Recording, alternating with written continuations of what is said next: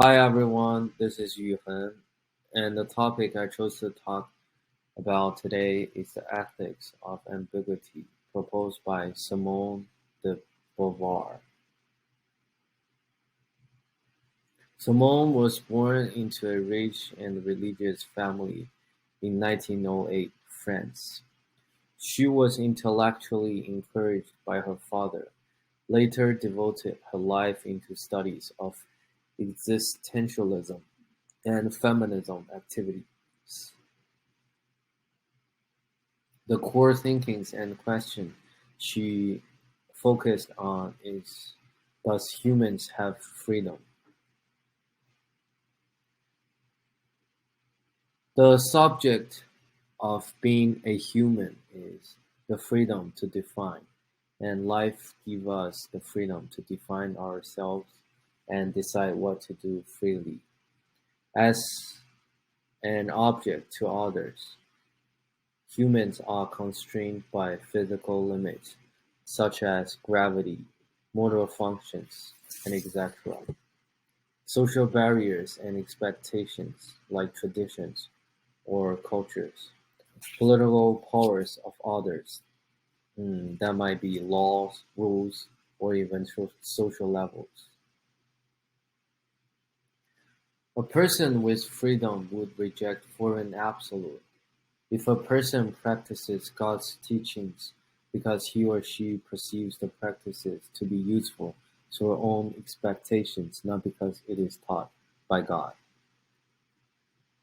There are four phases of mental lives explained by Simone.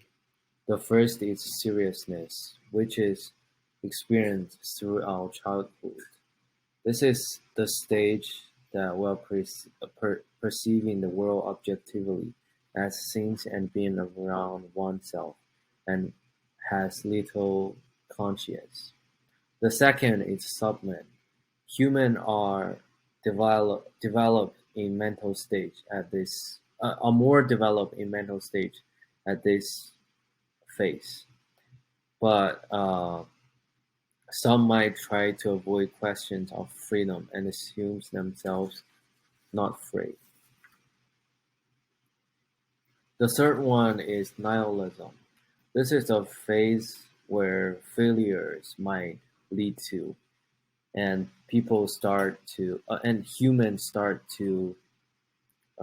not willing to try things they don't think life matters and things matters around them. The fourth and the last is adventure. This is a stage that people has passion and willing to try things and do things fun and new in their life. Genuine freedom combines the excitement of the adventure and the passion of the passionate, but but is equipped with the general concern for others, and also seeking purpose through experiencing exploration. Has some goals but experience joy in exploring. There are five positive aspects of ambiguity. The aesthetic attitude. People may view the world objectively as separated or existed, rather than seeing the connection between the freedom of self and the world. For example, the picture up here is a citadel of Athens, Greece. This place has some really beautiful stories, but, and this place was used to be a business center and a place where the gods and goddess held meetings weekly, monthly, or annually back in the ancient times of Greece. It is important to us as visitors around the world because we want to visit this magical, unique Colosseum or this constructions. And to the people of Athens, they would be proud that they have a place like that in the center, in the middle of their city, and it is constructed on rocks. It is like top of the city, like the center. Relationship between the oppressor and the oppressed people might not be very well, and it's overwhelming.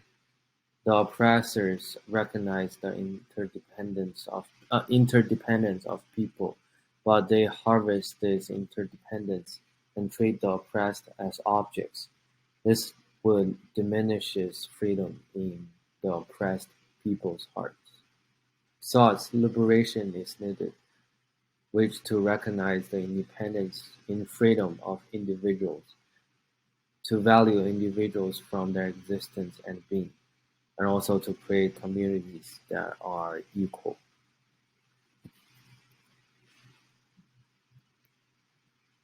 The autonomy of action, whether or not to justify violence. If violence is needed to liberate the people, then is it moral? If using evil practice for right purposes, then are they moral? I think this is a little ambiguous because wars in our past histories were very important and not and inevitable because if there are no wars, then there would be no peace and no civilized society as what today is. So there has to be some sacrifices. As based on some ratings and reviews by Simone, she disagrees with what Karl Marx thinks and what he believed in.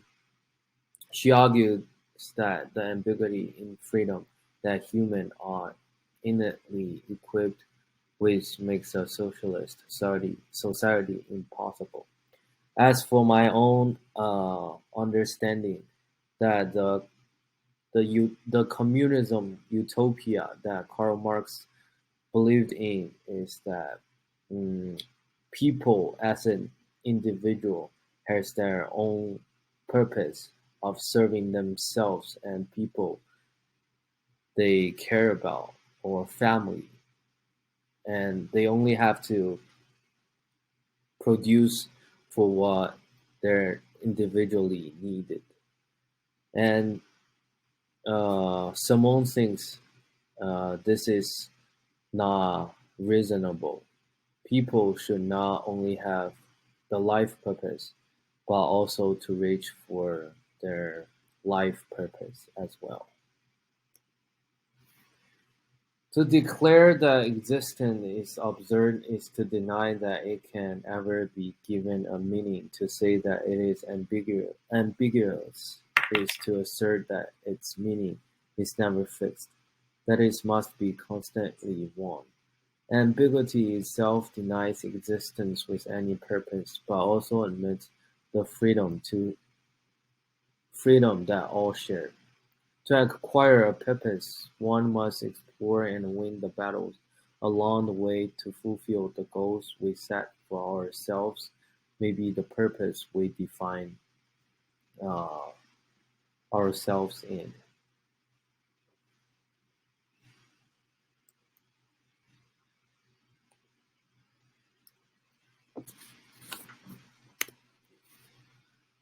To conclude, that one is not given any purpose to exist, but is given the freedom to seek for it.